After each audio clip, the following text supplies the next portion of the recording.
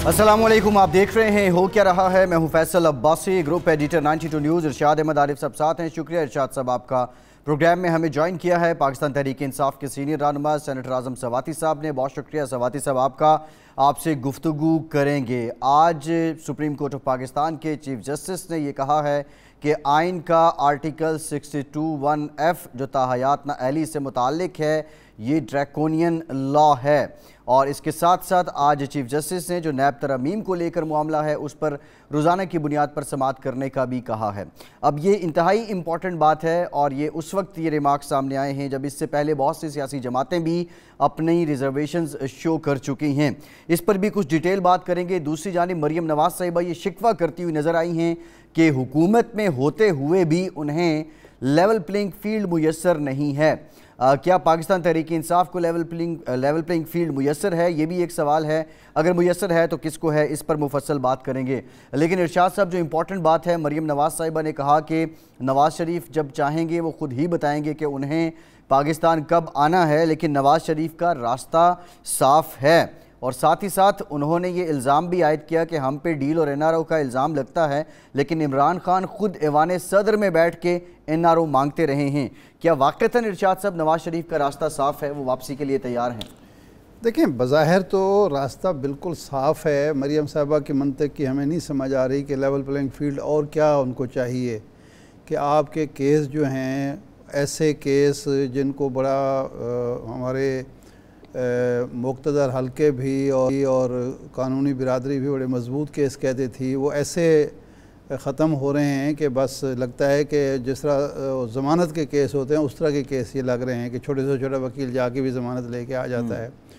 और उसके बाद हुकूमत आपको मिल गई है, केस आपके ख़त्म हो रहे हैं, नाअहली आपकी ख़त्म हो रही है, आपके जो मुखालिफिन हैं उनके ख़िलाफ़ केस बन रहे हैं, मीडिया अच्छा खासा दबाव में है आपकी वजह से, कुछ मीडिया पर्सन मुल्क से बाहर जा चुके हैं, तो और क्या लेवल प्लेइंग फील्ड आपको चाहिए? हाँ, अलबत्ता ये नहीं हुआ कि पंजाब आपको मिल गया हो, परवेज़ लाही और जनाब इमरान खान और फवाद चौधरी और आज़म सवाती और जितने लोग हैं वो जेल में नहीं गए अभी तक, जो इनकी ख्वाहिश हो सकती है। लेकिन मियाँ साहब इतनी जल्दी नहीं आने वाले। दो नए चीज़ें हुई हैं जिसकी वजह से उनके कान खड़े हो गए हैं।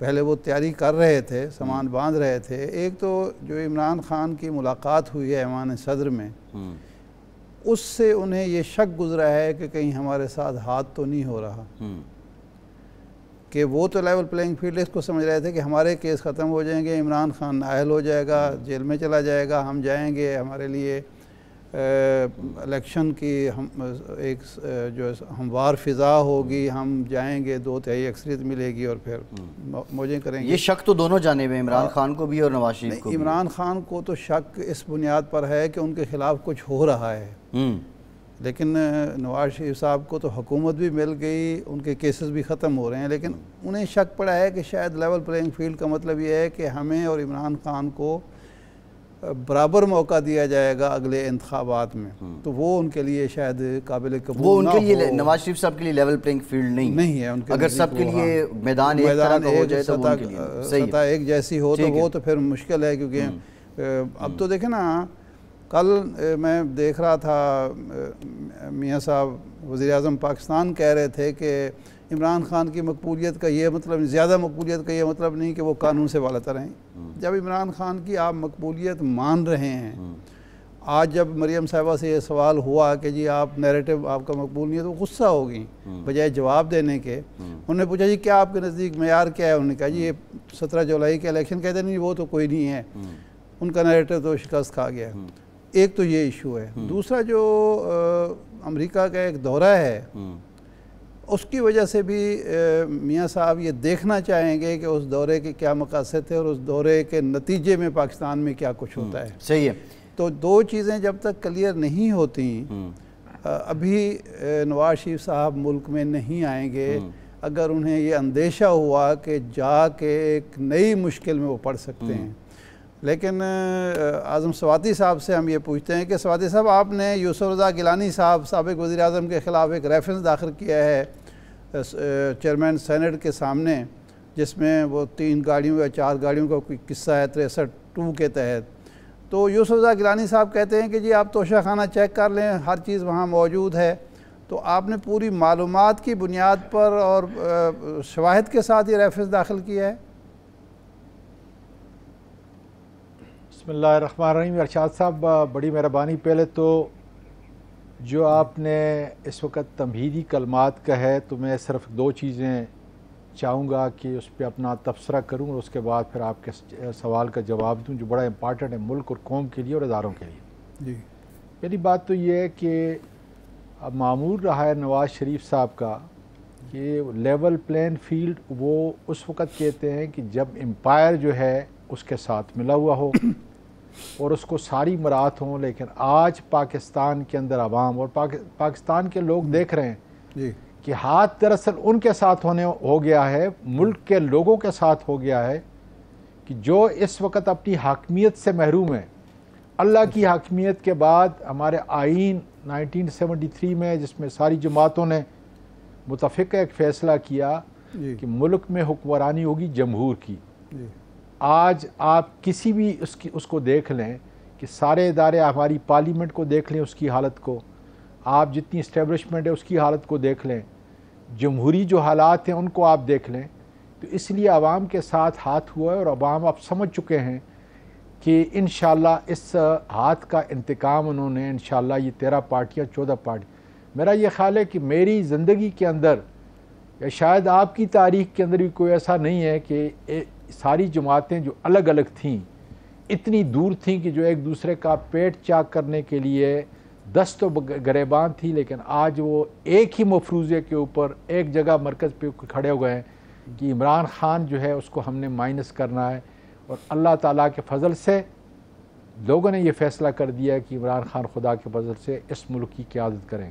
اب میں آتا ہوں، آپ دیکھیں یہی بڑا المیہ ہے کہ اگر ہمارے ادارے اور خاص کر میں عدالت کو کہتا ہوں کہ اگر ہمارا عدالتی نظام صحیح ہو جائے تو جتنی بھی قباحتیں ہوں، جتنی بھی ہم چوری کریں، کرپشن کریں، منی لانڈرنگ کریں، آخر کے اندر جو ہے جب پکڑے جائیں گے تو کسی طرف بھی نہیں جائیں گے. دنیا کے سارے نظام دیکھ لیں، امریکہ دیکھ لیں، یو ایس دیکھ لیں، دوسرے جو ملک اس وقت ترقی کر رہے ہیں، ایون ڈکٹیٹر ملک جو ہے جہاں کنگڈم ہے وہاں پر بھی ان کا عدالتی نظام جو ہے زبردست قسم کا بنایا ہوا ہے. دبئی کو دیکھ لیں.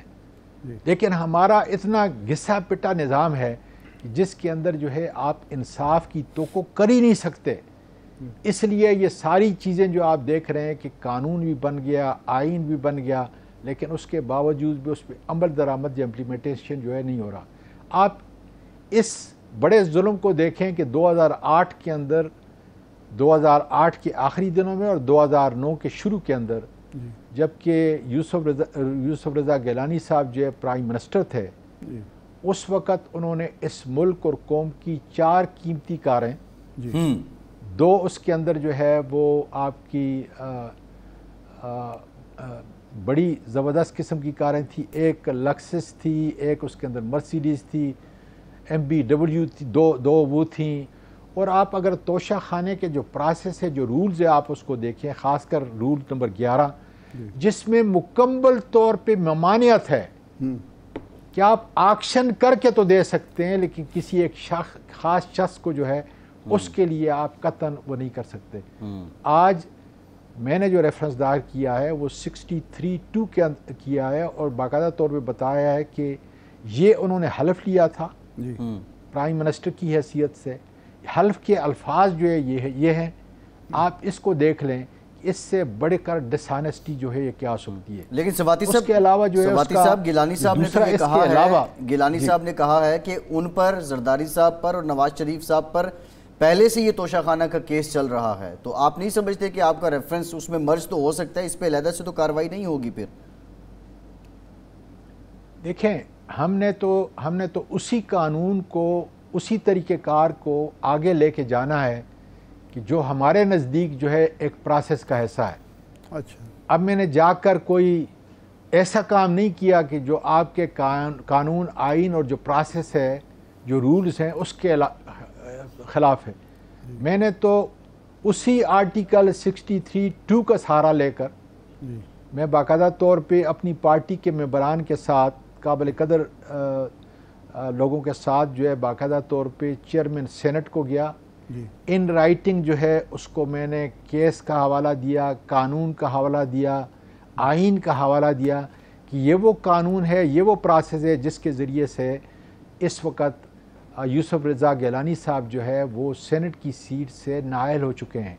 اس لیے آپ مہربانی کریں کہ کوشچن کی صورت کے اندر جو ہے اس کو آپ الیکشن کمیشن کو بھیجیں، اور وہاں پر جا کر میں اسی قانون کو، آئین کو اور یہ توشہ خانہ کے جو رولز ہیں باقاعدہ طور پہ ان کے سامنے جو یہ پیش کروں گا۔ اس ملک کا المیہ کیا ہے یہ فرمائیں، آپ یہ دیکھ لیں کہ 16 ارب کا کیس ہے۔ جی اعظم صاحب یہ فرمائیں کہ قانونی پوزیشن کیا ہے کہ یہ چیئرمین ہولڈ بھی کر سکتے ہیں یا وہ پابند ہیں الیکشن کمیشن کو بھیجنے کے؟ آپ کا ریفرنس۔ شاہ صاحب بڑا زبردست قسم کا آپ نے سوال کیا ہے، اور میرا یہ خیال ہے کہ جو فاؤنڈنگ فادر تھے انہوں نے بڑی ترتیب کے ساتھ جو ہے اس آرٹیکل کے اندر لیجسلیچر نے اپنا مائنڈ جو ہے استعمال کیا ہے۔ بالکل وہ ہولڈ کر سکتے ہیں لیکن صرف 30 دن تک، اچھا، اور 30 دن کے بعد جو ہے یہ ڈکلیئر ہو جائے گا اور وہ خود بخود جو ہے وہاں پہ جو ہے چلا جائے گا۔ مجھے یقین ہے کہ ایسا نہیں ہوگا جس طریقے سے پہلے ہمارے پاس جو ہے اس قسم کی نظیریں موجود ہیں، اور ہم اگر میں آپ کے اس پروگرام میں نہ آتا تو میں باقاعدہ طور پہ جو ہے پارٹی کی مجھے ہدایت ہے، اس لیے کہ میں سینٹ کے اندر اپنی پارلیمانی پارٹی کا ہیڈ ہوں، کہ آپ نے اس مسئلے کو فلور آف دا ہاؤس بھی جو ہے سینٹ پہ اٹھانا ہے، اور گزارش کرنی ہے سینٹ چیئرمین سے کہ اس کا فیصلہ جلد از جلد کیا جائے، اس لیے کہ اگر یہ حقیقت ہے کہ یہ 4 گاڑیاں جو ہیں یہ باقاعدہ طور پہ رول کی خلاف ورزی، تو اس میں کوئی اتنی صحیح ہے، اچھا ٹھیک ہے، بڑا کوئی لیگل ایسا لکونہ نہیں ہے کہ جس کو دیکھ کر یا اس سے مشاورت کر کے، سیدھا سادہ کام ہے کہ توشہ خانے سے پوچھا جائے، گاڑیوں کے باقاعدہ نمبر دیے گئے ہیں، اس کی پرائس میں نے دی ہے، پورا انڈیکس جو ہے اس کے اندر میں نے لگایا ہے، یہ وہ گاڑیاں ہیں اس وقت میں جو ہے انہوں نے دی ہے، اور جو رول کے بالکل خلاف ہے، اس لیے کہ گاڑی آپ کبھی بھی کسی کو نہیں دے سکتے، آپ آکشن کر سکتے ہیں باقاعدہ نہیں، اس طرح ہم نے جو ہے آکشن کی ہے، لیکن یہ اس پروسیس کے علاوہ۔ سواتی صاحب یہ جو ریفرنس ایک راجہ پرویز اشرف صاحب نے میاں جناب عمران خان صاحب کے خلاف بھیجا ہوا ہے، یہ اس سے کس طرح مختلف ہے؟ ان پر بھی یہی ہے کہ انہوں نے توشہ خانے سے چیزیں لیں اور آگے بیچ دی، انہوں نے تو بیچی بھی نہیں ہیں۔ یہ اس سے اس لیے مختلف ہے، بالکل الگ، یہ اس سے بالکل مختلف ہے۔ اچھا، اور یہ اس کانٹیکس کے اندر مختلف ہے کہ وہاں پر جتنی چیزیں توشہ خانے میں بیچی گئیں باقاعدہ طور پہ اس کے پیسے جو ہے جمع کرائے گئے، پہلی بات تو یہ۔ دوسری بات یہ کہ رول آپ کو اجازت دیتے ہیں، اچھا، رول کے مطابق جو ہے وہ چیزیں جو ہے فروخت کی گئی ہیں اور پیمنٹ کی گئی ہے۔ اچھا، میں پھر کہتا ہوں یہاں پہ رول دو چیزوں کے لیے آپ کو اجازت نہیں دیتے۔ جو کمیٹی نے فائنڈنگ کی اس میں تو یہ کہا گیا کہ پہلے ذرا ایک منٹ، اس کے بعد خریدی عباسی صاحب ذرا ایک منٹ میں بڑا کرٹیکل چیز جو ہے پیش کر رہا ہوں، بڑا کرٹیکل، پھر آپ اپنا، میں نے آپ کا سوال نہیں سنا، 2 چیزیں بڑی ضروری ہیں، ایک اینٹیک کبھی بھی آپ نہیں دے سکتے، اور دوسرا گاڑی اپنی مرضی سے کبھی بھی آپ نہیں دے سکتے۔ یہ وہ 2 چیزیں اسپیشل ہیں آپ کے ان رولز کے اندر، توشہ خانہ رولز کے اندر 10 اس کا جو ہے وہ رول ہے۔ آپ اس پروسیس کی خلاف ورزی کرتے ہوئے جو اوتھ آپ نے، میرا مطلب ہے کہ یوسف رضا گیلانی صاحب نے جو اوتھ اٹھائی ہے اس کی خلاف ورزی کرتے ہوئے یہ ڈس آنیسٹی کے زمرے میں آتا ہے، اس اوتھ کی خلاف ورزی کیا آتا ہے، اور اب اس کی سزا یہ ہے کہ اب وہ نااہلی کے مرتکب ہوئے ہیں اور وہ اس کے ممبر جو ہے سینٹ کے نہیں رہ سکتے۔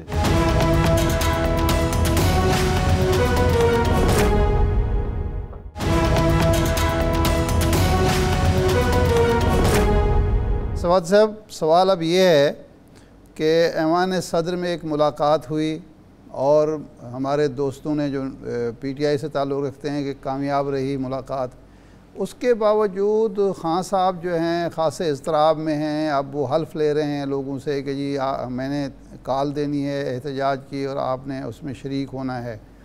تو ایک تو یہ ہے کہ ان ملاقاتوں کے بعد اور درون پردہ مفاہمت کے بعد کال کی کیوں ضرورت پیش آ رہی ہے، نمبر 1. نمبر 2، یہ کال بھی 25 مئی کی طرح اگر ناکام رہتی ہے، کیونکہ رانا صاحب پوری تیاری کر رہے ہیں. انہوں نے کہا ریڈ زون میں فوج کے حوالے کر دوں گا اور باقی 40,000 لوگ جو ہیں وہ آپ کا مقابلہ کرنے کے لیے FCC کے پولیس کے وہاں موجود ہوں گے. تو پھر تو الیکشن بہت دور جائیں گے. آپ انتظار کیوں نہیں کرتے بجائے اس طرح کی تصادم کی پالیسی، مہادارہ کی پالیسی کی جو ملک کو نقصان پہنچا رہی ہے؟ دیکھیں، پہلی بات تو ارشاد صاحب آپ کے ناظرین کے لیے میں یہ گزارش کروں اور آپ کے لیے بھی جی کہ میں پاکستان تحریک انصاف کا مرکزی سینئر نائب صدر ہوں. جی. سینٹ میں پارلیمانی پارٹی جو ہے اس کا لیڈر ہوں. جی. اس لیے اگر کوئی ایسی بات ہوئی ہے جی تو کم از کم مجھے اس کا علم نہیں. اچھا. میں کل بھی عمران خان صاحب سے مل کے آیا تھا، پرسوں بھی جو ہے اس سے مل کے آیا تھا. آج جو ہے آج اور کل، آج تو میں سینٹ کے اندر جو ہے مصروف تھا اور کل وہ جو ہے چونکہ لاہور ہوں گے. جی. لیکن میں آپ کو یہ بتا دوں کہ میرے علم کے اندر ایسی کوئی ملاقات نہیں ہوئی. ٹھیک. یا اگر ہوئی ہے تو اس کا مجھے علم نہیں. ٹھیک. میں دونوں باتیں کرتا ہوں، اگر ہوئی ہے اس کا مجھے علم نہیں، صحیح، میرے نالج کے اندر نہیں ہے. پہلی بات تو یہ کر. صحیح. دوسری بات ہے جہاں آپ کہتے ہیں کہ حلف، جی ہم تو یقین کریں کہ سر پر کفن باندھ کر تیار ہیں. اچھا. کہ اگر ملک اسی طریقے سے چلے گا، آپ یہ دیکھ لیں جی. کہ اس ملک کے کتنا بڑا خزانہ جو ہے لوٹا گیا ہے. 16 ارب کا کیس تھا. سارے 1100 ارب چھوٹی رقم نہیں ہے. جی. اس کے خزانے کے اوپر جو ہے لوگوں کے ٹیکس کے پیسے کے اوپر جو ہے ڈاکہ پڑا جی. اور یہ لوگ اپنے جو ہے کیس معاف کرائیں. صحیح. ایون فیلڈ میں اب بھی رہ رہے ہیں، اتنے قیمتی اپارٹمنٹ کے اندر بھی اب بھی رہ رہے ہیں. جی. لیکن آپ کو ٹریل دینے کے لیے تیار نہیں ہے، اس لیے کہ آپ کا سسٹم جو ہے. جی. اور میں مقتدر اداروں سے یہ پوچھتا ہوں، جی. کیا یہ کیس ہمارا بنا ہوا ہے؟ صحیح. تو اس کو ردی کی ٹوکری میں ڈالیں. ٹھیک. اور اگر ہمارا کیس نہیں بنا ہوا جی. اور حقائق پہ مبنی ہے تو خدا را قوم کو بتائیں جی. کہ یہ قوم کے مجرم ہیں، قوم یہ کرپشن کر کے جو ہے سارا کچھ بنایا گیا ہے. تو میں یہ پورا پاکستان کیوں اٹھ گیا؟ کیوں حلف قرآن کے اوپر اس وقت جو ہے آپ کا PTI کا وفادار جو ہے وہ حلف لے رہا ہے کہ میں جان پر کھیل کر حقیقی آزادی جو ہے اس ملک کی حاصل کروں گا. اس لیے کہ یہ ملک اب میرے رہنے کا نہیں ہے کہ جہاں پہ نیب کے سارے قانون کو. اور میں گزارش کرتا ہوں اپنی عدلیہ سے کہ یہ انتہائی نازک موڑ ہے اور اس نازک موڑ کا ردی عمل جو ہے لوگ آپ کو دیکھ رہے ہیں. 17 جولائی کو بھی آپ نے پنجاب کے اندر دیکھا، 3/4 میجارٹی ہم نے حاصل کی. اب بھی اگر الیکشن جو ہے 16 تاریخ کو کرائیں گے تو انشاءاللہ تعالیٰ 8 کا دیکھ لیں. ہم کوئی کمپین نہیں کر رہے، ایک ہی مرد مجاہد عمران خان کی صورت کے اندر کھڑا ہے. آپ انشاءاللہ تعالیٰ دیکھ لیں نتائج کیا ہوں گے. لوگوں نے فیصلہ کر لیا ہے. ہم جو لیڈرشپ ہے نا تحریک انصاف نے، یہ پیچھے ہیں. اس کے لیے عمران خان اب جگہ جگہ پہ جا رہے ہیں. اور ابھی میں تھوڑی دیر پہلے جو ہے میں نے میسج بھیجا ہے کہ خدا را جتنا ہو سکے کارکنوں سے ملیں، گل ملیں، اس لیے کہ یہ پاکستان کا فیوچر ہے. اور صرف تحریک انصاف نہیں سر، اب ہر جماعت کا ہر آدمی جس کو سیاست سے جو ہے نابلد ہے، سیاست سے اس کا کوئی تعلق نہیں ہے، وہ آج ببانگ دہل آپ کو کہہ رہا ہے، آپ کے میڈیا کو کہہ رہا ہے، سوشل میڈیا کو کہہ رہا ہے، آپ کے اداروں کو للکار رہا ہے، مقتدر اداروں کو للکار رہا ہے کہ میرے پاکستان کو بچاؤ ورنہ میں قربانی کے لیے تیار ہوں. ٹھیک ہے، بہت شکریہ سینیٹر اعظم سواتی صاحب، آپ کے بہت شکریہ. ایک بریک لیتے ہیں، بریک کے بعد خبر یہ آ رہی ہے کہ کسانوں کے ساتھ حکومت کے مذاکرات کامیاب ہو چکے ہیں اور اس پر بھی بات کریں گے. عمران خان کی جو پاپولر پالیٹکس ہے، کیا یہ دوبارہ پاور پالیٹکس میں بدلے گی؟ ہمارے ساتھ رہیے.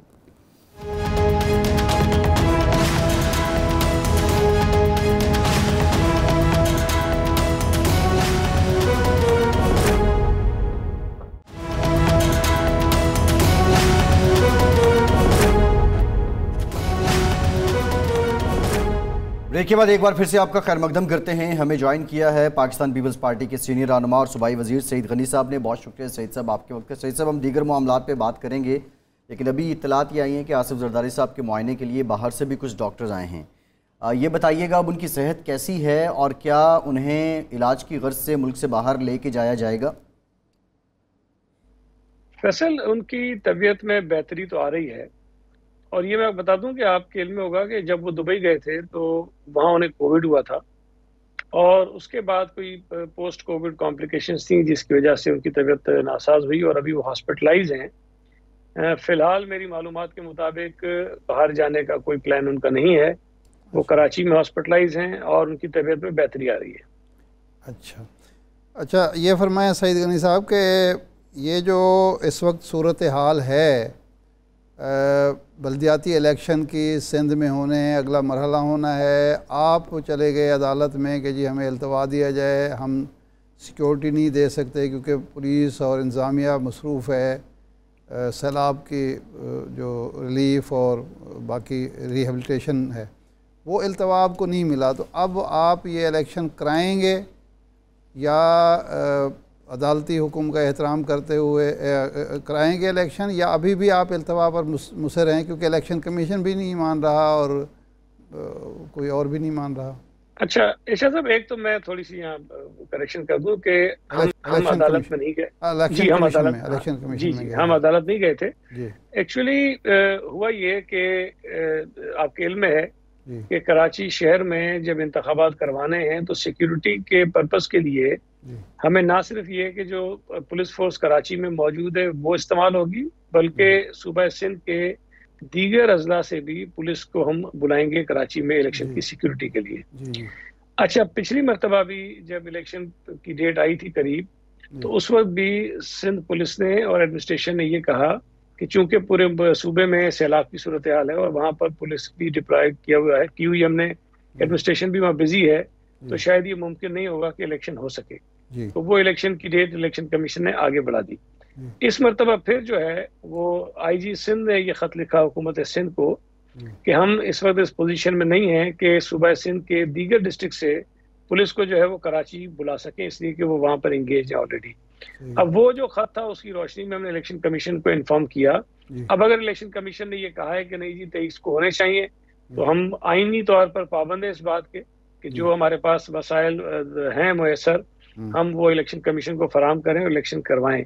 अच्छा, मैं एक चीज आपके इल्म में और इजाफा कर दूं कि अब तक जब से ये इलेक्शन के मराइल शुरू हुए लोकल गवर्नमेंट के सूबा सिंध में, पीपल्स पार्टी वो वाहिद जमात है जिसने इलेक्शन को मुलतवी करने के लिए अदालत से रुजू नहीं किया।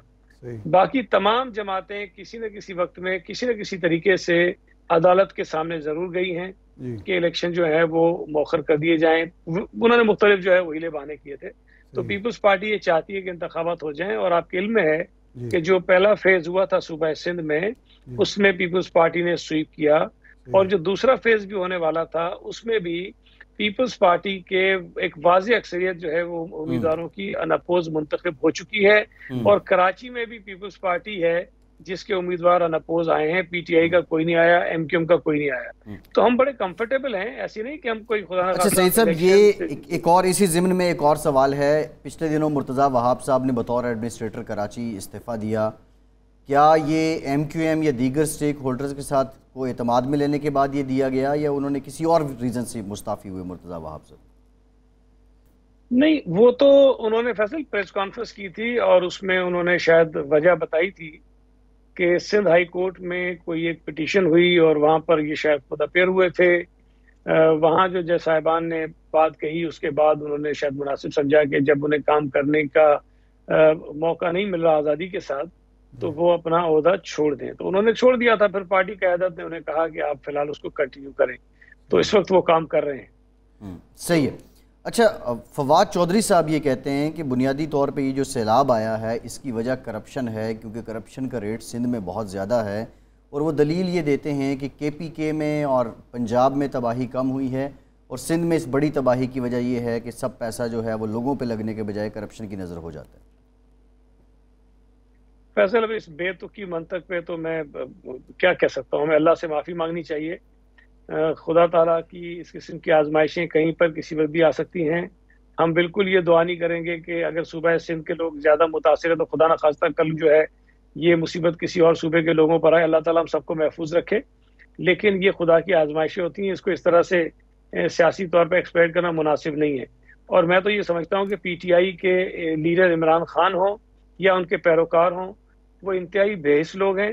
انہیں اس مشکل وقت میں بھی جب پوری قوم سیلاب کے متاثرین کی مدد کے لیے کھڑی تھی, وہ الیکشن چلا رہے تھے, وہ دھرنے دینے کی باتیں کر رہے تھے, وہ لوگوں کو اکسا رہے تھے کہ آپ ان کی مدد نہ کریں. وہ کوشش کر رہے تھے کہ جو حکومتی اہلکار یا وزیر یا منتخب نمائندے ان کی مدد کر رہے ہیں ان کے خلاف بھی ایک ریوولٹ پیدا کریں لوگوں کے اندر. تو یہ پی ٹی آئی کی اگر اس قسم کی سوچ ہے تو اس کو ہم تو کچھ نہیں کر سکتے, لیکن بہرحال اللہ تعالیٰ ان سے پوچھے گا جب وہ لوگوں کو مصیبت میں چھوڑ کے ایک بالکل ایک گھٹیا قسم کی سیاست کرنے کی کوشش کرتے ہیں.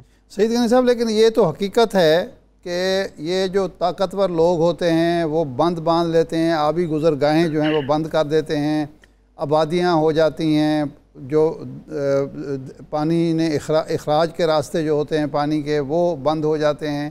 اس کی روک تھام تو حکومت نے نہیں کی, اور پھر جو مینجمنٹ ہونی چاہیے وہ بھی نہیں ہوتی صحیح طریقے سے کہ بھی اس طریقے سے آبادیاں بنائی جائیں کہ کل کو سیلاب آئے, بارشیں ہوں تو اس سے تباہی نہ پھیلے. ارشاد صاحب, میں آپ کی بات سے اختلاف نہیں کرتا, لیکن ایک بات ہمیں سمجھنی چاہیے کہ اس مرتبہ جو بارشیں ہوئی ہیں بلوچستان میں یا صوبہ سندھ میں, وہ ریکارڈڈ ہماری جو ہسٹری ہے نا, کہ جب سے یہ بارشوں کا ریکارڈ ہونا شروع ہوا ہے اس میں کہیں اس کی مثال نہیں ملتی ہے. تو یہ بارشیں جو ہوئی ہیں اس کا انتظام کرنا تو میں نہیں سمجھتا کہ کسی کے بھی بس کی بات ہے. امریکہ میں 1-2 دن سے آپ دیکھ لیں کہ اگر وہاں بارشیں ہو رہی ہیں, وہاں سیلاب آ رہا ہے, طوفان آ رہا ہے, تو وہاں کیا تباہی ہوئی ہے, کیوبا میں کیا تباہی ہوئی ہے.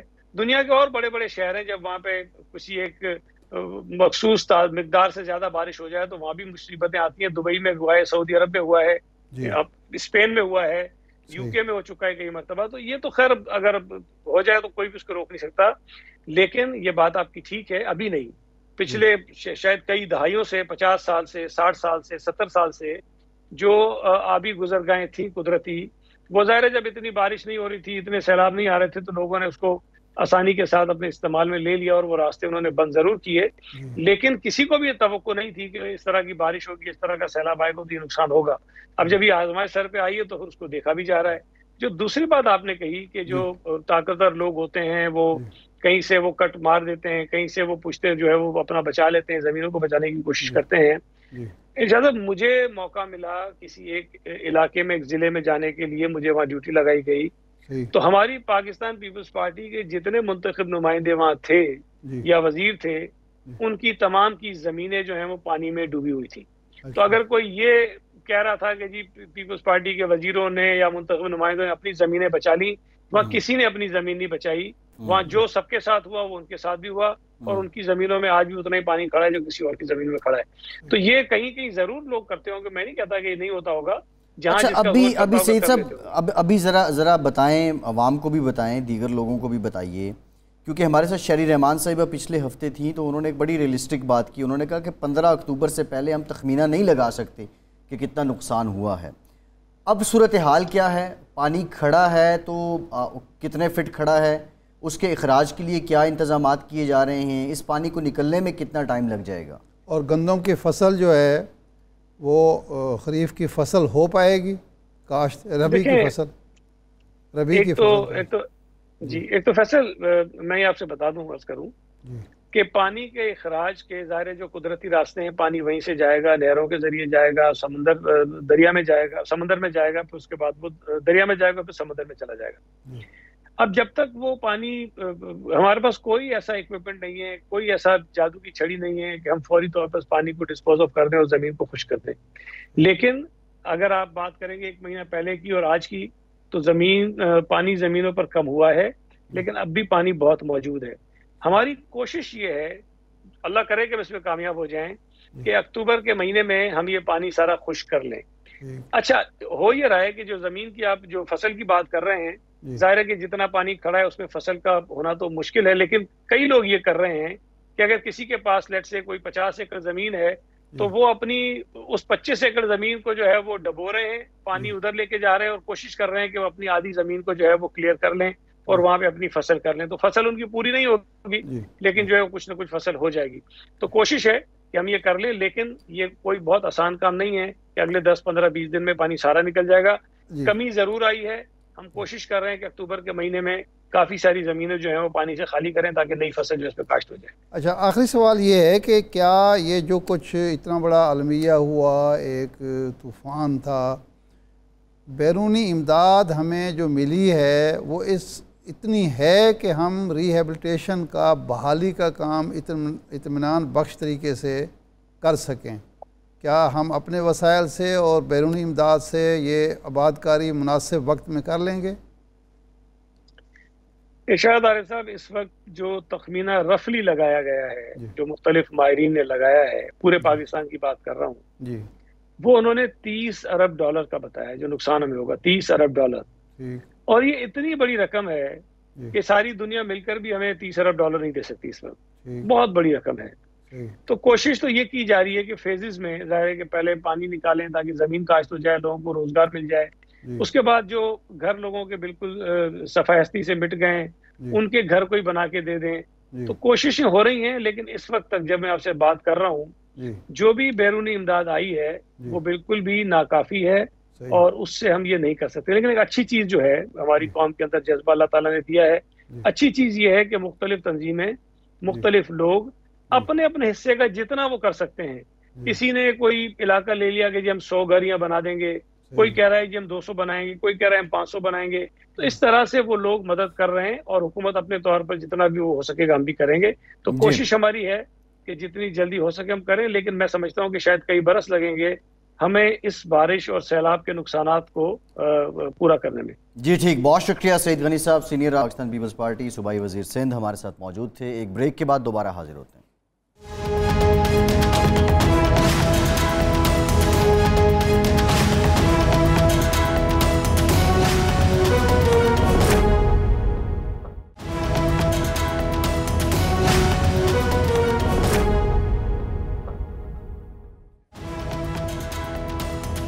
بریک کے بعد ایک بار پھر سے آپ کا خیر مقدم کرتے ہیں. ارشاد صاحب, اسحاق ڈار صاحب فرماتے ہیں کہ $200 سے نیچے آ جائے گا ڈالر, اور پھر ساتھ انہوں نے یہ بھی کہہ دیا IMF جانوں اور میں جانوں. پہلے بھی میں نے ڈیل کی ہے, مجھے اس بات کا تجربہ ہے. بہت اچھی بات ہے. اب یہ جو ڈالر نیچے آ رہا ہے, فرق کیا ہے کہ مفتاح صاحب جب تھے تو اس وقت بھی حکومت یہی تھی, پالیسیز یہی تھیں, ڈالر نیچے نہیں آ رہا تھا. اسحاق ڈار صاحب آئے اور بتدریج ایک دن بھی ڈالر اوپر نہیں گیا, وہ مسلسل نیچے آ رہا ہے, $1 کر کے, $1.5 کر کے, $2 کر کے. دیکھیں, 2 وجوہات ہیں. نمبر 1 تو یہ ہے کہ مفتاح صاحب کمرشل بینکوں کو روک ہی نہیں رہے تھے. سب سے زیادہ جو کمائی کی ہے ہماری اطلاعات کے مطابق کہ سارے ایپیسوڈ میں 8 بینکوں نے, آج گورنر اسٹیٹ بینک نے بھی کہا ہے کہ ہم تحقیقات کر رہے ہیں, سٹا کھیلا ہے. 8 کمرشل بینکوں نے, باقیوں نے بھی کیا ہوگا, لیکن سب سے زیادہ تھا, اس کو کوئی روک نہیں رہا تھا. ایک مسئلہ تھا. دوسری بات جو سینٹ کمیٹی میں آئی کہ جی جو ایکسپورٹر ہے IT کا, ان کی بعض مراعات جو عمران خان کے حکومت میں ان کو ملی تھیں جس کی وجہ سے ڈالر آ رہا تھا, انہوں نے وہ ختم کر دیں, ٹیکس لگا دیے. وہ جو IT ایکسپورٹر ہے اس نے اپنا رقم وہاں ملک سے باہر روک لیا, اور شوکت ترین صاحب کے بقول 3 سے 4 ارب ڈالر, 3 سے 4 ارب ڈالر اگر وہ ملک کے اندر آ جاتا تو آپ دیکھ لیں کہ اس کے کیا فوائد ہوتے. لیکن بجٹ میں تو انہوں نے IT پہ کوئی ان کو تو ایز اٹ از رہنے دی تھا, پھر بعد میں میرا خیال نہیں کچھ کیا ہے انہوں نے. وہ اس کی وجہ سے ان کو جو تھیں مراعات تھیں, اور فری لانسر خاص طور پر جو ہے ان کو شکایت ہے یہ کہ ہمارے ساتھ یہ اچھا سلوک نہیں ہوا. تیسرا جو انسرٹنٹی ہے, انسٹیبلٹی ہے ملک کے اندر سیاسی, ہر بندہ روک کے بیٹھا ہوا ہے. جس کے پاس یہاں ڈالر تھا, بلکہ اس نے خریدا کہ ڈالر ہی ایک محفوظ چیز ہے, میں لے لوں, اور باہر جس کا تھا وہ ملک میں واپس نہیں لایا. یہ بھی ایک وجہ تھی. اور چوتھی بات جو ہے وہ یہ ہے کہ مفتاح صاحب کا وہ کنٹرول نہیں تھا, باوجود جو جناب اسحاق ڈار صاحب کا وزارتوں پر ہے, بیوروکریسی پہ ہے, اور بزنس کمیونٹی میں جو ان کے تعلقات ہیں, وہ بھی ایک اہم ترین وجہ ہے کہ کراچی کی خاص طور پر بزنس کمیونٹی جو ہے اسٹاک ایکسچینج کے لوگ اعتماد کرتی ہے ان پہ, وہ اعتماد کرتے ہیں یا ڈرتے ہیں؟ اعتماد کرنے سے زیادہ وہ ڈرتے ہیں۔ ڈرتے کس بات سے؟ کہ ان کو بازو مروڑنا آتا ہے، کیونکہ وہ اکیلے وزیر خزانہ نہیں ہیں، وہ نواز شریف صاحب کے دور میں بھی ڈیفیکٹو وزیر اعلیٰ تھے، وزیر اعظم تھے، اور اب بھی یہی کہا جا رہا ہے کہ وہ بہت ساری 27 وزارتوں پر ان کا ہولڈ ہوگا، کنٹرول ہوگا۔ تو اس کی وجہ سے ڈالر نیچے آ رہا ہے، لیکن یہ زیادہ دیر آ نہیں سکتا اگر حقیقی معنوں میں اقدامات نہیں ہوتے کہ مثال کے طور پر یہ 3-4 ارب ڈالر جو باہر پڑا ہوا ہے، جو واپس نہیں آتا، آپ کی ایکسپورٹ نہیں بڑھتی، کیونکہ ریکارڈ یہ ہے مسلم لیگ نون کی حکومت کا اور جناب اسحاق ڈار صاحب کا کہ یہ ایکسپورٹ کے دشمن ہیں۔ ان کے دور میں امپورٹ بڑھ جاتی ہے، امپورٹر کو فائدہ ہوتا ہے، ایکسپورٹر جو ہوتا ہے وہ اس کو نقصان ہو رہا ہوتا ہے۔ اب تو خیر امپورٹر کو بھی انہوں نے اچھا خاصا لگایا ہوا ہے۔ تو اگر ایکسپورٹ نہیں بڑھتی، آپ کی ریمیٹنسز آپ کے نہیں بڑھتے، آپ کا جو خسارہ ہے بجٹ کا وہ کم نہیں ہوتا، تو اس کے بعد تو آپ ڈالر کو زیادہ نہیں روک سکتے۔ اس میں ایک اور چیز بھی ہے کہ کیا IMF جو نگرانی کر رہی ہے وہ مطمئن ہے کہ یہ نیچرلی ڈالر پیچھے آ رہا ہے، یا اس کو IMF نے ویسے اپنی وہ اعلامیہ جاری کی ہے کہ آپ نے جو اس دفعہ تیل پر جو لیوی نہیں لگائی تو وہ ایک خلاف ورزی تو ہے، وہ وعدوں کی پاسداری چاہے گا IMF نے کہا ہے، لیکن اب سیلاب کو لے کر وہ دوبارہ اس پہ پالیسی پہ آئیں گے۔ وہ تو جب دیکھیں پالیسی جب طے ہوگی تب ہوگی نا، اب تک تو جو معاہدہ آپ نے کیا اس پر عمل کرنا ہے، اگر آپ عمل نہیں کر رہے تو وہاں سے بھی بازو مروڑا جائے گا آپ کا۔ اور ایک چیز جو فواد چودھری صاحب نے ٹویٹ بھی کی ہے اور شہرت بھی ہے کہ ماضی میں وہ جو اعداد و شمار ہوتے ہیں، فگر فجنگ، وہ بھی ایک الزام لگا ہے جناب اسحاق ڈار صاحب پر۔ اگر وہ اس طریقے سے کریں گے تو میرا نہیں خیال فگر فجنگ کی کس پہ کر رہے ہیں؟ ابھی تو آئے ہوئے ہفتہ ہوا ان کو۔ نہیں ابھی نہیں، میں آگے جو وہ تو بجٹ میں تو اعداد و شمار کا گورکھ دھندا ہے۔ نہیں، اس میں بھی شوکت ترین نے کہا کہ اب انہوں نے اب اعلان کر دیا کہ بجلی جو ہے ہم نے سستی کر دی ہے، وہ بل تو بڑھ رہے ہیں، کیسے سستی ہو گئی؟ یہ صرف شو کرنے کے لیے کہ جی ہم ترقی کر رہے ہیں۔ صحیح ہے، ٹھیک ہے۔ ارشاد سے پروگرام کا ٹائم ختم ہو گیا، بہت شکریہ آپ کا، آج کے اتنا ہی اجازت دیجیے۔